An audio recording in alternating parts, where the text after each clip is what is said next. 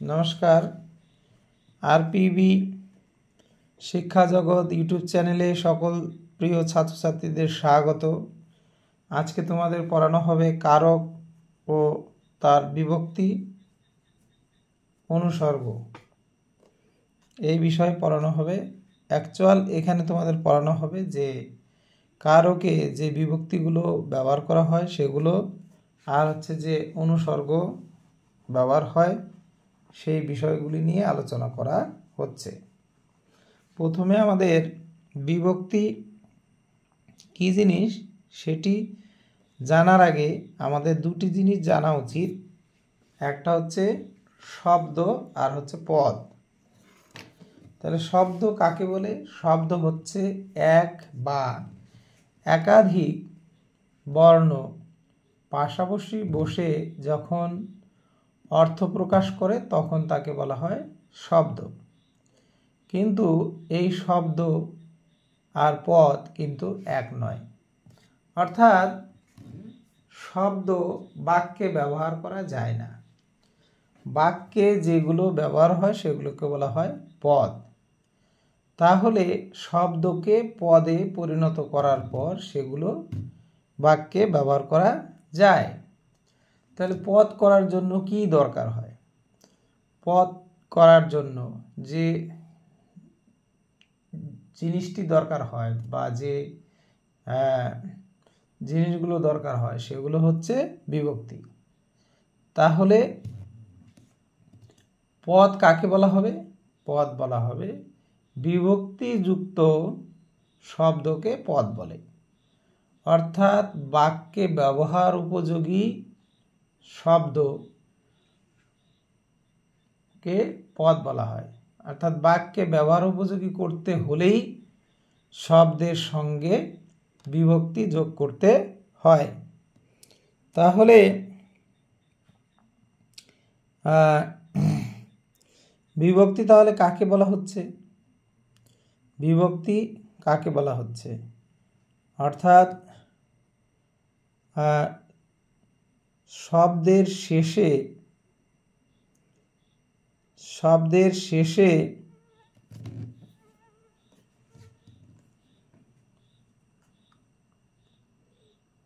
আমরা এইভাবে ঠিক বলতে পারি যে শব্দকে বাক্যে ব্যবহার উপযোগী করার জন্য শব্দের শেষে যে অংশগুলি যোগ করতে হয় বা যুক্ত হয় তাদেরকে বিভক্তি বলে।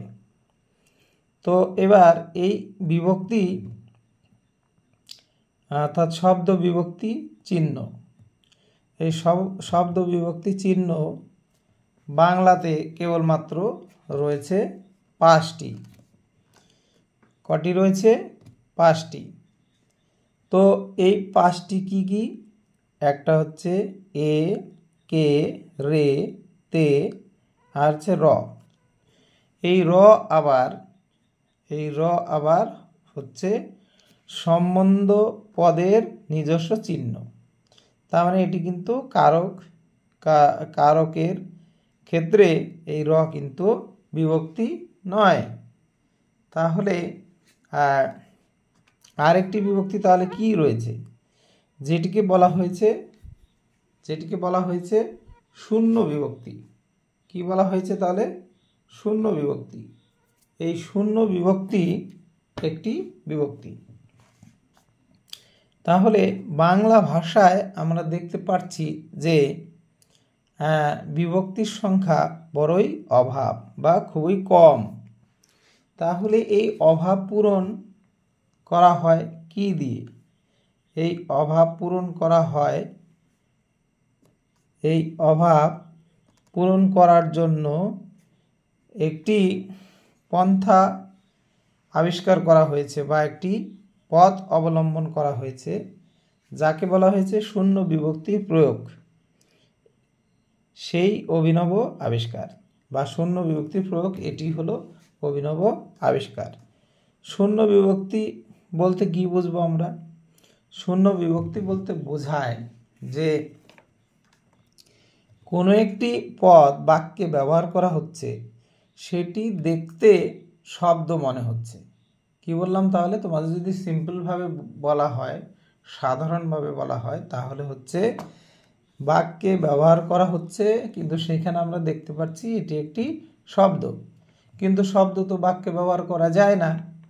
অতএব বাক্যে ব্যবহার মানেই সেটি হচ্ছে পদ, কিন্তু শব্দ আর পদ আমরা পৃথক করতে পারছি না। তো যে শব্দ বা পদ আপাত দৃষ্টিতে পৃথক করা যাচ্ছে না বা একই দেখতে পাচ্ছি, সেগুলির ক্ষেত্রেই শূন্য বিভক্তি রয়েছে। আর শূন্য বিভক্তি বলতে বোঝায় যে সেই শব্দগুলির শেষে বা সেই পদের শেষে অ রয়েছে, কিন্তু সেই অ সেগুলো আবার কিভাবে রয়েছে, সেগুলি আবার প্রয়োগকালে কিন্তু থাকছে না, প্রয়োগকালে সেগুলো কিন্তু থাকছে না, অর্থাৎ সেগুলি লুপ্ত আকারে রয়েছে। তাহলে যে শব্দ বা পদ আমরা আপাত দৃষ্টিতে একই রকম দেখছি, কিন্তু সেগুলি বাক্যে ব্যবহার করা হচ্ছে, সেক্ষেত্রেই রয়েছে শূন্য বিভক্তি।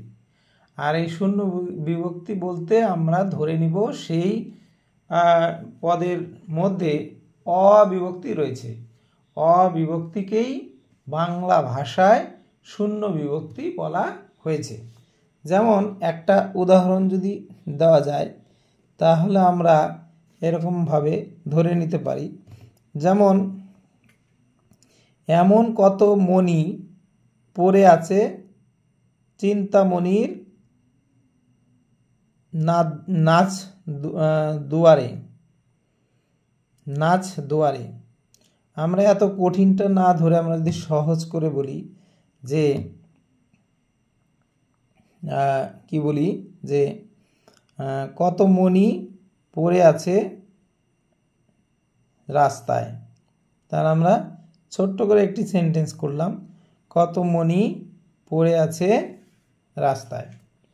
তাহলে এখানে এই যে মণি শব্দটি রয়েছে, এই মণি শব্দ কিন্তু এখানে এটি শূন্য বিভক্তি রয়েছে, অর্থাৎ এটিকে যদি আমরা ভালো করে দেখি তাহলে আমরা বলবো যে মণি শব্দ প্লাস অবিভক্তি, তা আবার সমান সমান কি হবে, মণি থাকবে, অর্থাৎ এটি লুপ্ত আকারে থাকবে, অর্থাৎ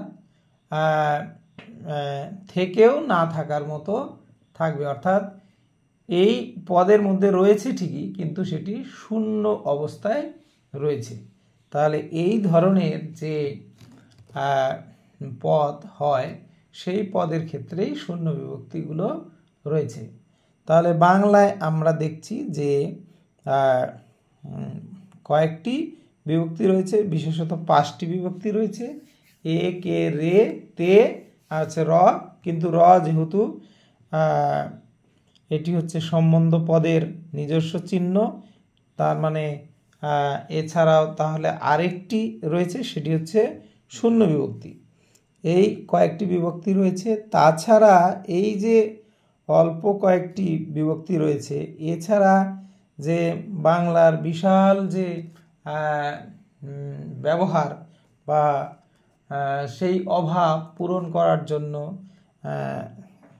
কি করা হয়েছে, সেই অভাব পূরণ করার জন্য আমাদের দরকার হচ্ছে কিসের, আমাদের দরকার হচ্ছে অনুসর্গের। কি বলা হলো, অনুসর্গ। অনুসর্গ কোনগুলোকে বলা হচ্ছে, অনুসর্গ হচ্ছে যেমন তরে, যেমন হতে, বিনে, আবার যেমন হচ্ছে যেমন, তারপর যেমন হতে, এই যে যেগুলো বলা হচ্ছে, দিয়ে, তারপরে করিয়া, ধরিয়া, এই ধরনের অনেকগুলো উপসর্গ রয়েছে, যেগুলো হচ্ছে বিভক্তির মতোই ব্যবহার করা হয়, কিন্তু এগুলো প্রকৃতপক্ষে এগুলো হচ্ছে অনুসর্গ। ভুল বললাম, অনুসর্গ। এই অনুসর্গগুলোই কিন্তু বিভক্তির যে অভাব, সেই অভাবগুলোকে পূরণ করে।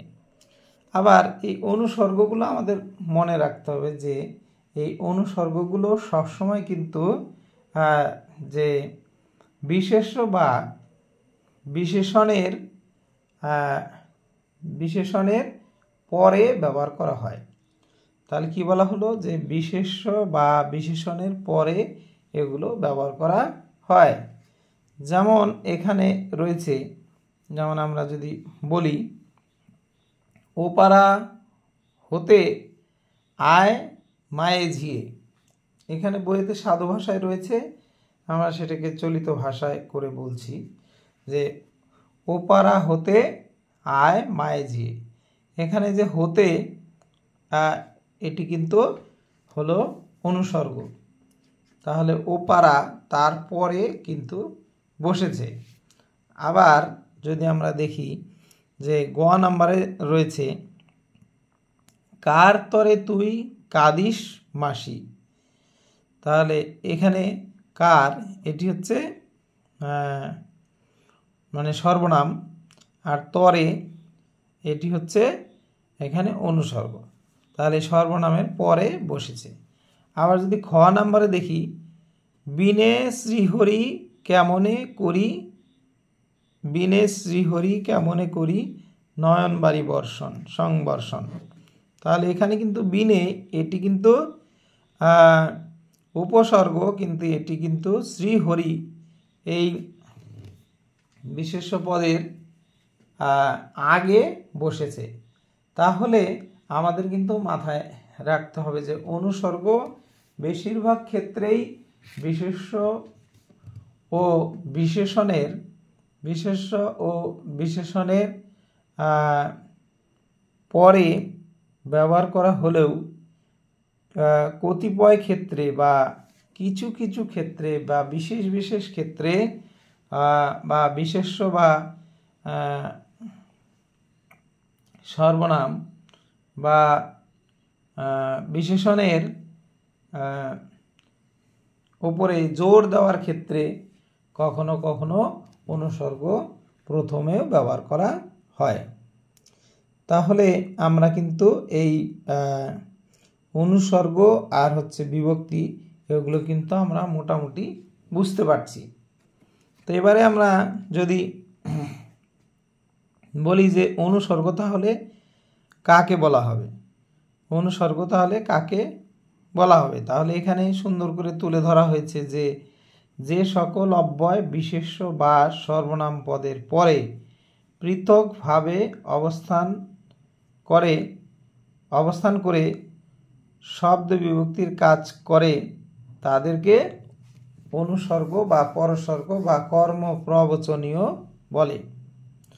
তাহলে এখানে কি বলা হলো যে বিশেষ্য বা সর্বনাম পদের পরে বসে, তাহলে এখানে কিন্তু সংজ্ঞার মধ্যে এইভাবে বলা হয়েছে, কিন্তু আমাদের এটিও মনে রাখতে হবে যে কিছু কিছু ক্ষেত্রে এই অনুসর্গগুলি কিন্তু বিশেষ্য বা সর্বনামের আগে ব্যবহার করা হয়।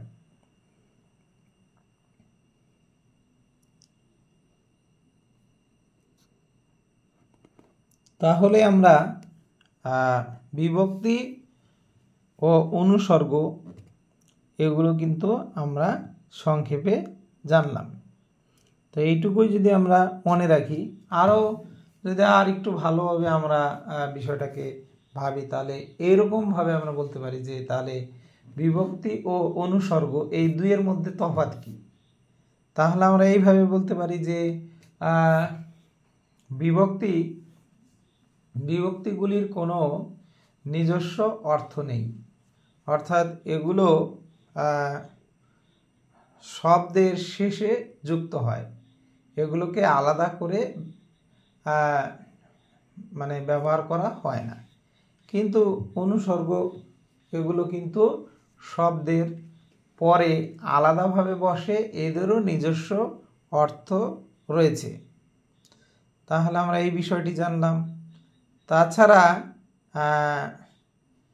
বিভক্তিগুলি সংখ্যায় খুবই কম, কিন্তু অনুসর্গ সংখ্যায় সেই অর্থে বেশি রয়েছে।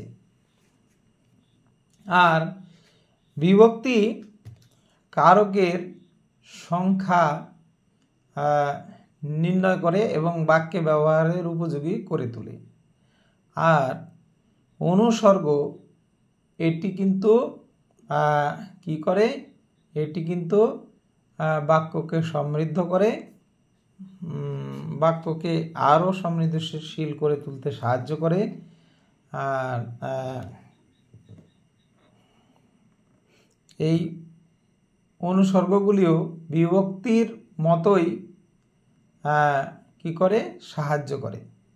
কিন্তু বিভক্তির গুলি সংখ্যা এবং কারক নির্ণয় বা কারকের ক্ষেত্রে বেশ গুরুত্বপূর্ণ, কিন্তু অনুসর্গ হচ্ছে বাক্য গঠনের ক্ষেত্রেই বিশেষভাবে গুরুত্বপূর্ণ। তাহলে এই ব্যাপারগুলো একটু এই দুইয়ের মধ্যে আলাদা রয়েছে। আরেকটি জিনিস আমরা বলতে পারি যে বিভক্তিগুলো হচ্ছে অব্যয় নয়, বিভক্তিগুলো কিন্তু অব্যয় নয়, কিন্তু অনুসর্গগুলি অব্যয় বিশেষ। তাহলে এই যে বিভক্তি আর অনুসর্গ এর মধ্যে যে তফাৎগুলি রয়েছে সেই বিষয়গুলি কিন্তু আমরা জানলাম।